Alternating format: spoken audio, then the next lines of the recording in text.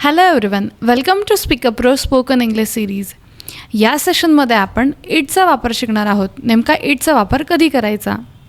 सर्वात आधी इट म्हणजे काय हे आपण समजून घेऊ. It is a subject pronoun.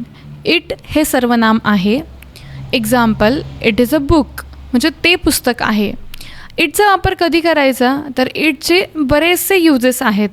इटचा उपयोग आपण अनेक ठिकाणी करत असतो, तर आपण प्रत्येक युसेज डिटेलमध्ये स्टडी करणार आहोत. सो फर्स्ट जो युसेज आहे तो आहे it is use for things situations. इटचा वापर आपण नेक्स्ट जो युसेज आहे इटचा तो आहे प्राण्यांसाठी. इट इज अ डॉग म्हणजे तो कुत्रा आहे. इट इज अ कॅट म्हणजे ती मांजर आहे. इट इज अ काऊ ती गाय आहे. इट इज अ पेट तो पाळीव प्राणी आहे. अशा पद्धतीने आपण सेकंड युसेज शिकलो. आता आपण थर्ड युसेजकडे वळूया. इटचा वापर वेळेसाठी देखील केला जातो, टाईमसाठी. आता काही एक्झाम्पल इथे दिलेले आहेत. इट इज 7 AM सकाळचे 7 वाजले आहेत. इट इज 10 PM रात्रीचे 10 वाजले आहेत. It is time to go जाण्याची वेळ झाली आहे. It is time to sleep झोपण्याची वेळ झाली आहे. नेक्स्ट जो इटचा वापर आहे तो आहे वेदरसाठी. वेदर म्हणजे काय? वेदर म्हणजे वातावरण. For example, it is raining म्हणजे पाऊस पडत आहे. इट इज व्हेरी हॉट म्हणजे खूप गरमी आहे. इट इज कोल्ड थंडी आहे.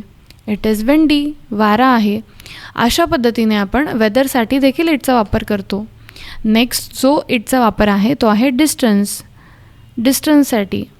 Next example, it is near my house म्हणजे ते माझ्या घराच्या जवळ आहे.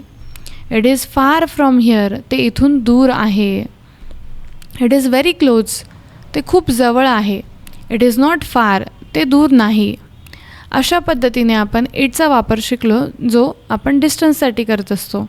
Next is structure. इटचे एक्झाम्पल बनवताना जे स्ट्रक्चर आपण फॉलो करतो ते आहे it plus is plus noun किंवा ज्या पण वस्तूबद्दल आपण बोलत असू.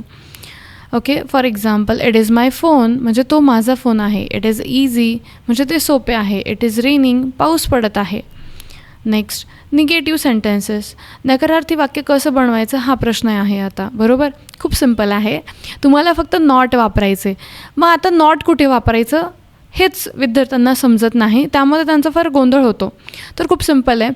जे हेल्पिंग वर्ब्स असतात आपण शिकलेलो आहोत. हेल्पिंग वर्ब म्हणजे काय तर जे हेल्पिंग वर्ब्स असतात त्याच्यानंतर आपल्याला नॉट वापरायचं असतं. फॉर एक्झाम्पल, प्रेझेंटसाठी कोणकोणते हेल्पिंग वर्ब्स आहेत?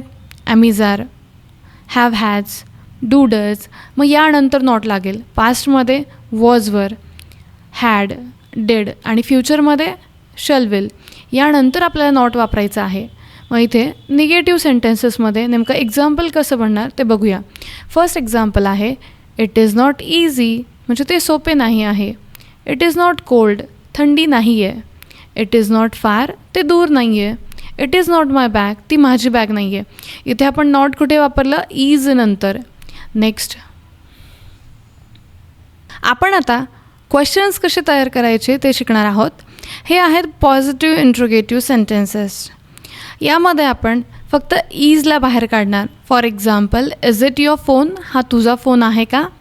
इज इट रेनिंग पाऊस पडत आहे का? जर तुम्हाला म्हणायचं आहे की आज पाऊस पडत आहे का? Is it raining today? काल पाऊस पडत होता का? Was it raining yesterday? उद्या पाऊस पडत असेल का? Will it be raining tomorrow? अशा पद्धतीने तुम्ही क्वेश्चन विचारणार. देन इज इट हॉट गरमी आहे का? इज इट हॉट टुडे आज गरमी आहे का? काल गरमी होती का? Was it hot yesterday? उद्या गरमी असेल का? Will it be hot tomorrow? Next is it near your house म्हणजे ते तुझ्या घराच्या जवळ आहे का? जर तुम्हाला एखाद्या रेस्टॉरंटबद्दल बोलायचं आहे की ते रेस्टॉरंट तुझ्या घराच्या जवळ आहे का, मग तुम्ही कसं विचारणार? Is that restaurant near to your house? अशा पद्धतीने तुम्ही क्वेश्चन्स बनवणार. क्वेश्चन बनवण्यासाठी तुम्हाला सिम्पली फक्त इजला इटच्या आधी लिहायचं आहे. त्यानंतर तुम्ही मराठी वाक्यामध्ये का वापरणार? Very simple. Next short answers. आता हे जे प्रश्न आपण तयार केले याचे उत्तर कसे द्यायचे, तर येस ऑर नोमध्ये. बट नेमकं कसं तर ते बघूया. Is it your phone? तो फोन तुझा आहे का? Yes it is. हो. Is it raining? Yes it is. पाऊस पडत आहे का? हो. Is it hot? गरमी आहे का? नाही. No it is not or no it isn't.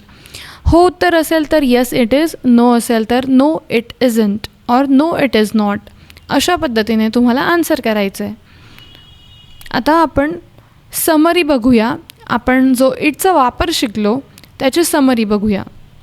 इटचा जो पहिला वापर आपण शिकलो तो आहे थिंग्स म्हणजे गोष्टींसाठी, निर्जीव वस्तूंसाठी. नेक्स्ट प्राण्यांसाठी, सिच्युएशन म्हणजेच परिस्थितीसाठी. याशिवाय आपण इट वापरतो वेळेबद्दल बोलण्यासाठी, वातावरणाबद्दल म्हणजेच वेदरबद्दल बोलण्यासाठी. It is used in daily life. इटचा वापर आपण डे टू डे लाईफमध्ये करत असतो. आपण इटचा वापर करतो जेव्हा नावाचा उपयोग झालेला नसेल, कारण इट हे सर्वनाम आहे. अशा पद्धतीने आपण इटचा वापर पूर्ण डिटेलमध्ये शिकलो. Thank you for your time. Happy learning.